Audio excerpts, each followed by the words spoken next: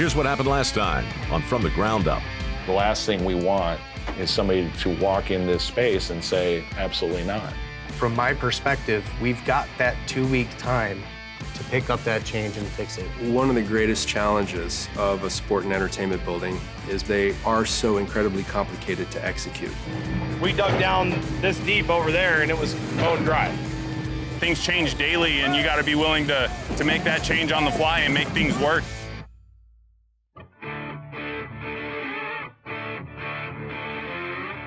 November 13th, 2017.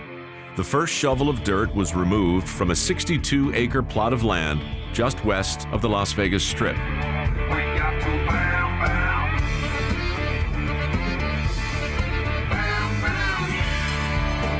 The Raiders, united with a team of tireless leaders from Nevada, are creating an ultra-modern, permanent stadium for the Raider Nation to call home. These are the stories of the people and the project, told from the ground up.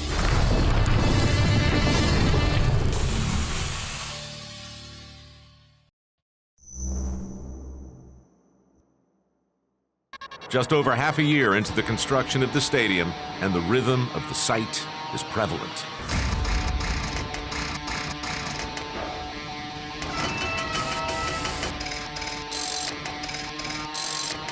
These men and women are working diligently towards the goal of completing the project by July 2020. They're working in tune and sounding great.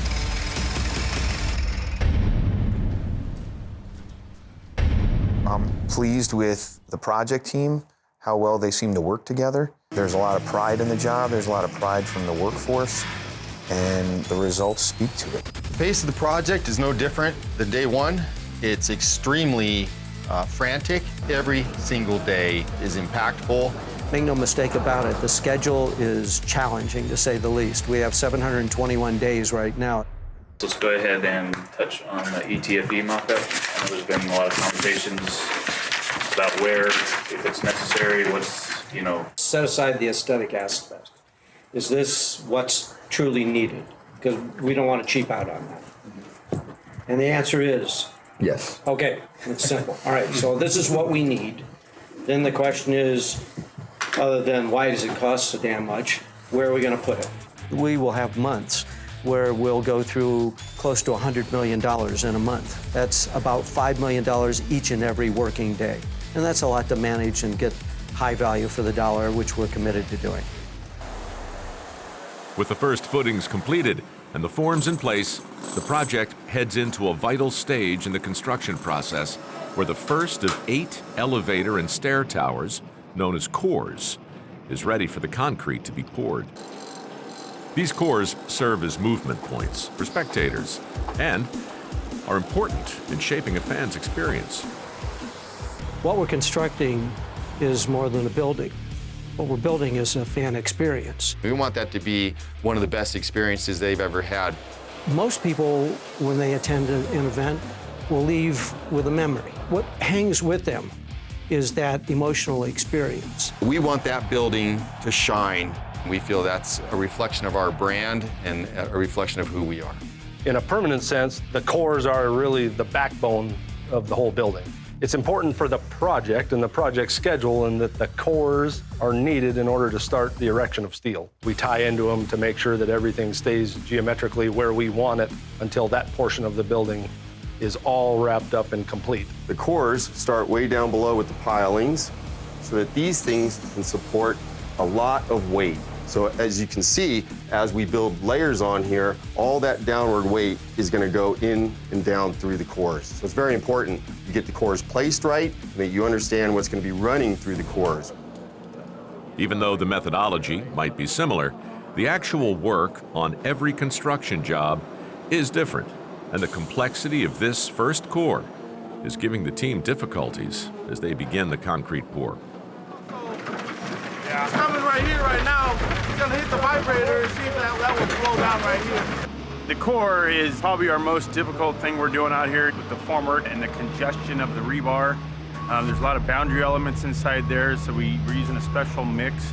We're gonna cut this window right here. We're gonna see if it'll go flow through. If not, then we'll bring the pump and pump it through there. with that congestion of rebar, there's always an issue with just trying to get the concrete physically in there. When you're pouring a 28-foot tall lift of that wall, you've got to get that concrete down to the bottom, and you can't just drop it from the top and let it all bounce off and ricochet off all the rebar on its way down, because it ends up separating the cement from the rock aggregate itself, and you just end up with a bunch of rock pockets. This core is critical, man, so we gotta get it up, get it poured, so we can get the next deck coming in, okay? Let's pull it up on Procore real quick, just to make sure that we're good. If you're wondering about the tablet that Site Superintendent Dennis Mann is holding, you see, one facet of today's cutting-edge construction technology is the replacement of paper blueprints. You have your three-dimensional models that are all drawn up on the computer, and they're just models kind of floating around. So what we do is we actually come out in the field, get hard shots, and we actually take that three-dimensional model and bring it to Earth and make sure that everything fits accordingly and make sure it's rotated properly, and that the site is going to be accurate within itself. We're using a total station, which you see right here, is a mathematical instrument that measures distance and angles. And what that does is allow us to get pinpoint accuracy on anything we lay out. We can record that information and make sure all our contractors know what's being built and exactly where it's at. At the other end of the spectrum, workers are using scaffolding. In general, a technique that's been used in construction since humans first started building structures. Here, it's being used in a method for creating decks called pan and joist that holds forms and rebar in order to pour a completely concrete floor versus the alternative, using steel. After the concrete sets, the forms and scaffolding are removed. I think what's pretty unique about it is the pieces are all the same, they're interchangeable, very easy to set up. For the stadium, this method was chosen for the first 2 layers of decking, thanks to our old friend, Design Build. These guys can come in every day and put in a full day's worth of work. We got to keep them moving. If we were to use steel entirely up top, we wouldn't have the flexibility. This gives us flexibility, buys us a little bit more time to decide where we're going to core holes for electrical and for portable concession stands, for bathrooms, utilities, and fixtures. Giving us a pan and joist concrete deck gives us just a little bit more time. In a 31-month timeline, every little bit of time counts. Bring that one through. Did she check that one? Yeah, he's good. You're good? Yeah. We'll make sure we get that one in here. All right. So we can fit it. Okay. Been with Gateway for 20 years. They've taken care of me, keep me working, and raised a family that way. Kids got grown, so I brought her out into it.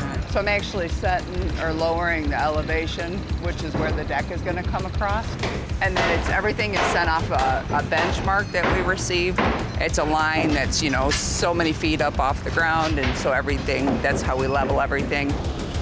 It's amazing that this is my first job, in the construction. We've always done construction, we've always done, manual labor with our hands and, everything, but this is the first time I've actually been on site. We set up a daily huddle where every morning we meet, get together, talk about who's working in what area, what exactly is going on, so everybody can kind of communicate together to make sure that there's no issues, or if an issue does arise, then the office or engineers can address it right away. If it isn't square, it isn't right. It's not just about pouring the deck, although that's a big deal. We don't take lightly that May 14th is the date we said we were going to pour that deck a long, long time ago, and that's the date we're going to pour that deck still, right? So everybody in here should be extremely proud of that fact. You guys are doing everything you can to make that happen, and that's just what we do. But I'm saying to hold up because you're going to have that weight coming across for that 4x6. I would put a 4x4 block under there just to be on the safe side. Because you're still going to have the weight from that coming somewhere over here. I started out from the bottom of labor form, worked my way up. So this is kind of my first taking on this much at one time. Just with 4 decks going on with so much different changes. No pour that they've done yet pretty much has been the same. As summer rapidly approaches, the temperature is starting to rise in Las Vegas. To beat the heat and to extend the working time of the concrete, it's the norm here for crews to move to an overnight shift. To pour the first deck of the project, the crew starts at 2 a.m. This is a mini milestone. It's the first finished surface and the main entrance of the stadium. The finishers and laborers are pouring out the deck, our very first one. We've got to load the deck up first. When we load that deck up, it takes a little bit of that deflection out. Once we get down here a ways, we got to just keep checking before we put the big equipment on and start finishing it all. And then we get a flatness test to see how good we did, because we have specs for that. And once we get the flatness test, then we cure it. Now, what happens if it doesn't pass the flatness test? What's that process? Oh, it's going to pass. We set a date today. We needed to pour the deck. They were here all weekend. They worked probably a 12-hour shift on Saturday. They were here about 6 or 8 hours yesterday getting ready in order to make sure that we hit this date. And it's an important day for us because it gives us another level, because now we've got this leading edge, we'll have that leading edge. We'll use this deck to start to go vertical. And then obviously we're still got the guys and the excavators and everything finishing out the hole. We had about 350 men and women on the site last week, and we should see that number continually grow for the next 2 to 3 months. We're so close to the design from a construction standpoint that literally we're getting final design information last Thursday and Friday. You know, we'd like to have that at least 2 weeks. Most people would like to have it about 6 months, but I think the design continues to still be our biggest challenge. All the stakeholders, from the raiders to the county to the inspectors, they continue to figure it out, work together, and yeah, it's a big day for us. It's just a lot of fun when you hit your dates.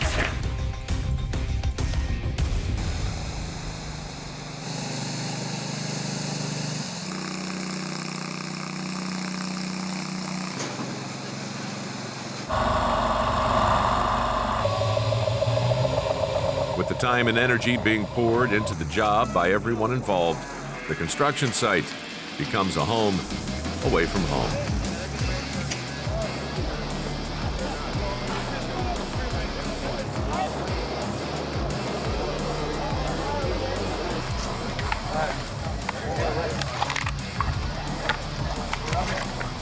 Hey, all right.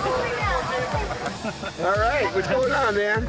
You guys ready for some lunch? Oh, yeah. All right. Thank you. So thanks for all you're doing.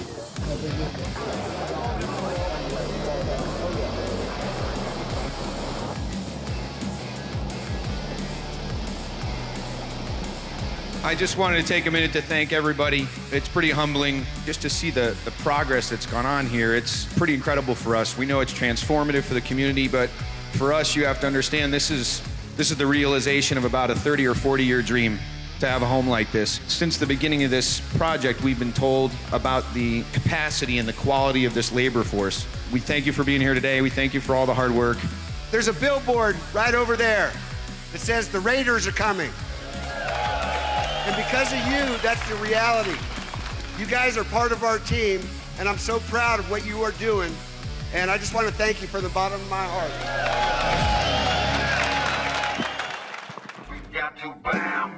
Stay with us as we take you on an unprecedented look into the techniques and technologies, the steel and the stress, as well as the lives of the men and women responsible for building an ultra-modern stadium from the ground up.